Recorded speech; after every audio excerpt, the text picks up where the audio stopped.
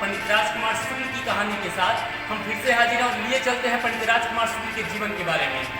पंडित राजकुमार शुक्ल पश्चिमी चंपारण के सतवरिया के रहने वाले थे और एक बहुत प्रतिष्ठित और अच्छे जमींदार थे। लेकिन उस समय ये बात उस समय की है जब भारत आज़ादी की लड़ाई लड़ रहा था और चंपारण भूख से और क्रूरता की एक ऐसी सभाओं में दबता जा रहा था जिसने मानवता को झकझोर के रख दिया था। सबसे बड़ी बात कि चंपारण इतिहास में इतना फेमस हुआ, इतनी बड़ी महत्व होने के बाद भी जो उसके प्रणेता थे पंडित राजकुमार शुक्ल, वो इतिहास के पन्नों में खो गए।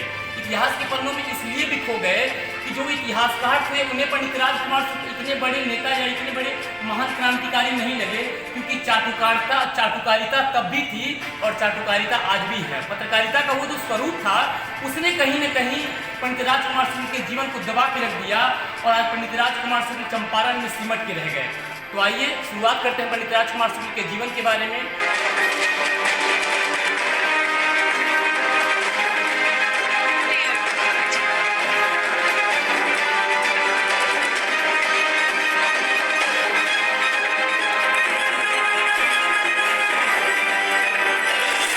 है उनका जो देहावसान हुआ था, जो उनकी मृत्यु हुई थी, वो 20 मई को हुई थी और पंडित राजकुमार शुक्ल 10 अप्रैल 1917 को उनके आवाहन के माध्यम से जो महात्मा गांधी थे वो चंपारण आए और उसके बाद शुरुआत हुई यहाँ के चंपारण सत्याग्रह के बारे में।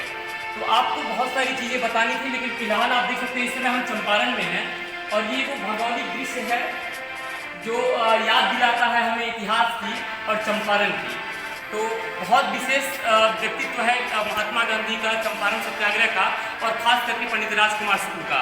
आप बने रहें और इतिहास के पन्नों में फिर से अपने आप को खंगालें और खोजें कि वो नेता या वो इंसान जिसने अपना सर्वस्व निछावर कर दिया किसानों के लिए, चंपारण के लिए, और महात्मा गांधी को इतनी बड़ी पहचान मिली और पंडित राजकुमार शुक्ल जो थे वो इतिहास के पन्नों में खो के रह गए।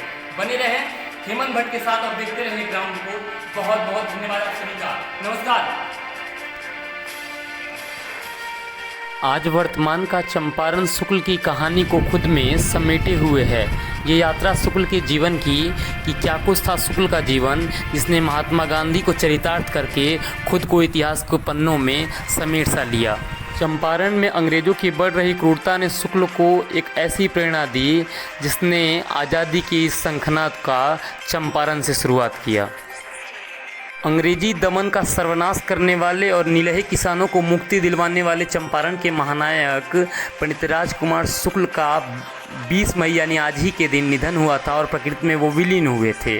अगर ज़मीनी तौर पे बात करें तो पटना में स्थित पंडित राजकुमार शुक्ल स्मृति संस्थान के द्वारा ये कार्य पूरे देश में अनवरत चलाया जा रहा है। एक अभियान चलाया जा रहा है जिससे देश जान सके इस आज़ादी के महानायक को। अगर देश में पंडित शुक्ल की इतनी बड़ी ख्याति बन रही है तो उसके विशेष कारण है राजेश भट्ट जी, जो पंडित राजकुमार शुक्ल स्मृति संस्थान के केंद्रीय अध्यक्ष हैं। इतिहास के पन्नों को खंगाल के देश के पटल पे रखने में और सरकारों को समझाने के लिए शुक्ल संस्थान प्रेरित है और समाज में अनवरत काम भी कर रहा है। फिलहाल चंपारण की ये यात्रा अभी ख़त्म नहीं होगी।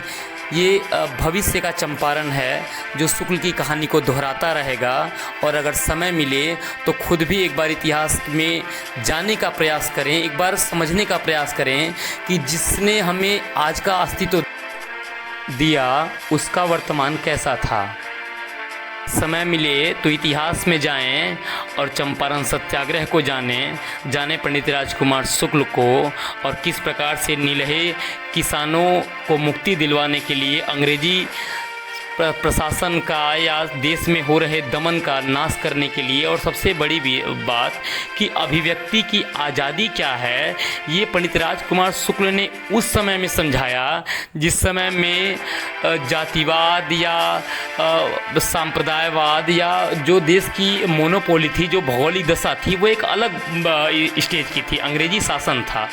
तो अभिव्यक्ति जब आज़ाद होता है तब समाज में सही प्रकार से समाज की बातों को रख पाता है और यही पत्रकारिता की पारदर्शिता है। तो देखते रहें पंडित राजकुमार शुक्ल के जीवन की ये अनवरत कभी न ख़त्म होने वाली यात्रा को, और न्यूज़ में बने रहने के लिए चैनल को सब्सक्राइब करें कैमरामैन धर्मेंद्र के साथ मैं हेमंत भट्ट, चंपारण न्यूज़ नेटवर्क। बहुत बहुत धन्यवाद आप सभी का। शुभ रात्रि।